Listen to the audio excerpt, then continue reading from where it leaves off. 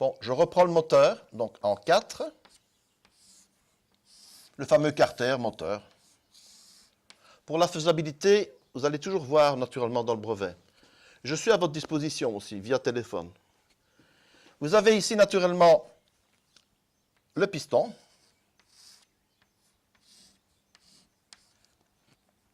Vous verrez la prolongation.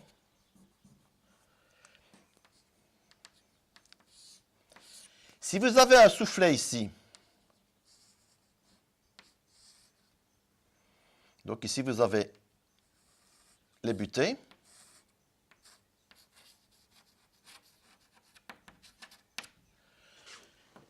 Vous n'avez pas de friction.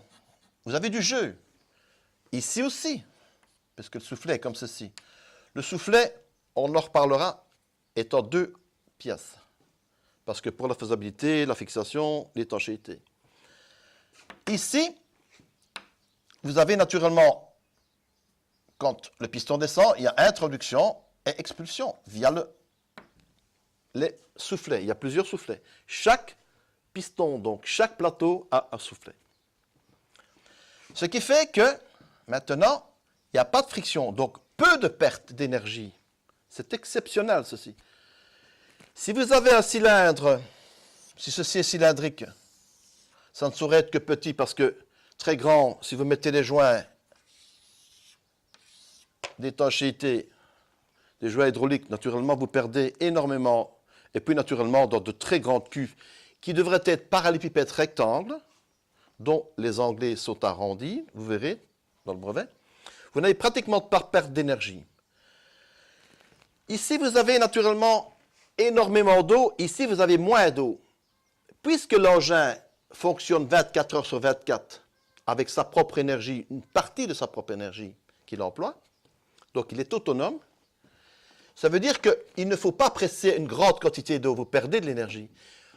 Peu d'eau et énormément de pression. Ça, c'est le 5e principe. Au 5e principe,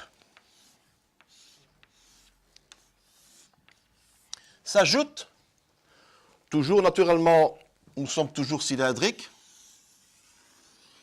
toujours le moteur, on en dirait le carter, s'ajoute naturellement encore l'amélioration du pivotement de 180 degrés. Et là, c'est toujours repris par un autre brevet, il y en a 8, je ne sais pas, ça a duré 2 ans et demi. Les choses les plus simples, apparemment, c'est les plus difficiles à trouver. Si vous avez une prolongation, je dirais, une autre cuve, tout ça se trouve dans le brevet. Hein. On ne sait pas la longueur, ça dépend. Ça dépend aussi naturellement, je vous donnerai les étalons, sont aussi, donc la mesure étalon standard est aussi dans le brevet. Vous avez de l'agrégat ici, vous le verrez. Hein. Quand le piston descend, 5 plateaux, le poids d'un plateau se déplaçant dans le centre de gravité, ici l'agrégat, il y a une poussée, remonte, c'est comme du dentifrice. Qu'est-ce que c'est que de l'agrégat? Donc ici, c'est sûrement quelque chose de visqueux. De la graisse, je dirais minérale, avec des billes de plomb, naturellement, ou autre chose, de même calibre, parce qu'il y a naturellement un compactage, on sait bien ça. Ou alors un minéral tel que, je dirais, l'uranium 236 ou 238, qui a une pesanteur donc, de 18-22. Ici, naturellement, il y a un raccord de tube, indépendamment. Il y a de l'air. Autrement, naturellement, le vide total, ça pourrait exploser. Donc, il y a des pressions. Donc, de l'air. La transition de l'air, toujours avec des soufflets. Quand l'air est là, automatiquement, puisque l'agrégat est poussé, là, l'air retourne ici. C'est très intéressant, puisque vous avez de l'air ici. Et, naturellement, si vous avez une grande prolongation, vous avez de l'agrégat et de l'air. Qu'est-ce qui se passe? Ben, automatiquement, l'air, l'hydrostatie, c'est comme ceci. Vous allez voir le poids après, c'est énorme. La pression, c'est énorme. Ici, le piston, le centre de gravité est resitué, toujours naturellement sur les galets. il y a du poids ici hors de l'eau, donc en hydrostatique, donc le poids de pesanteur terrestre, et ici hydrostatique. Ce qui fait que le moindre mouvement de rotation via naturellement l'automation, il y a le pivotement qui se produit. Puisque ceci sera pesant, automatiquement, c'est comme un bouchon, il va devenir vertical. Voilà, ça c'est formidable.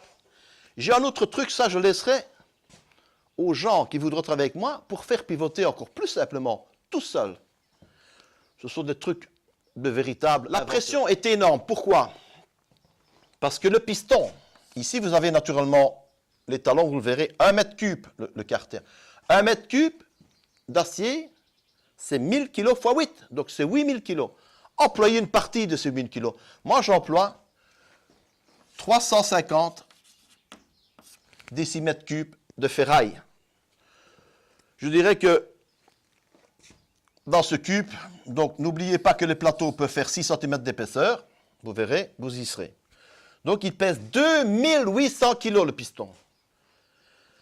Dans 1 mètre cube, 1000 d'eau, 1000 décimètres cubes d'eau, mais les soufflets, les arrêts, naturellement les butées, admettons qu'il reste 600 litres d'eau. L'engin ne pèse rien, 30-40 kg, parce que ici, si vous avez des engrenages en disant en type chevron, il va être simplement posé et basculé, tenir.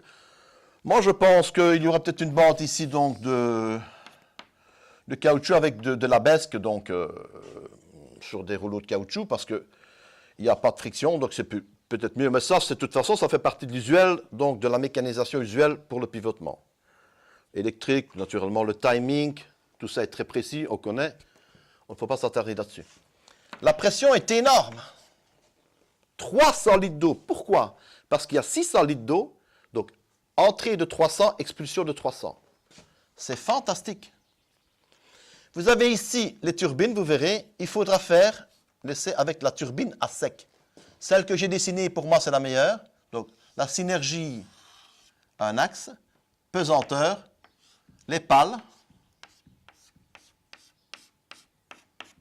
la pression énorme sur les pales, endroit ouvert, et là, vous avez l'estompage des éclaboussures pour que totalement, cette turbine ouverte, il y a la turbine fermée qui est formidable aussi, tout un circuit fermé, donc vous verrez la figure 12, c'est la figure 13, ça c'est la figure 13.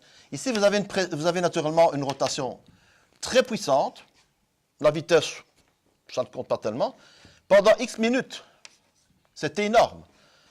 Ça veut dire que là, vous allez joindre, vous le verrez naturellement, cet axe à une roue, une simple roue, parce que le surmultiplié, je dirais, mécanique, il y a aussi des frictions, c'est plus simple. Il y a une courroie dentelée, et alors, naturellement, ici, vous avez la turbine, avec l'axe, une turbine, je dirais une dynamo, et vous avez naturellement ici la récupération du courant. La perte, naturellement, on le sait bien, la dynamo X%, pardon, l'hydroturbine X%, je dirais le surmultiplié, donc des mouvements rotatifs, une perte légère. Ici, naturellement, 80-85% de récupération d'énergie. Mais le piston peut aussi peser 3000 kg, 4000 kg. Ça n'a pas d'importance. Donc, la marche est extrêmement grande, je dirais. Il y a une tolérance énorme là-dessus. Ce qui fait que le prototypage déjà donne le résultat, l'efficience, et ça marche. C'est la première fois, c'est une première dans toute l'humanité qu'on va produire tel quel, 100% bio. Pratiquement pas d'entretien, de maintenance. Ne pas oublier que les fameux tuyaux ici, il y a de la chaleur utile qui va être récupérée, puisque tout fluide compressé, naturellement, produit de la chaleur.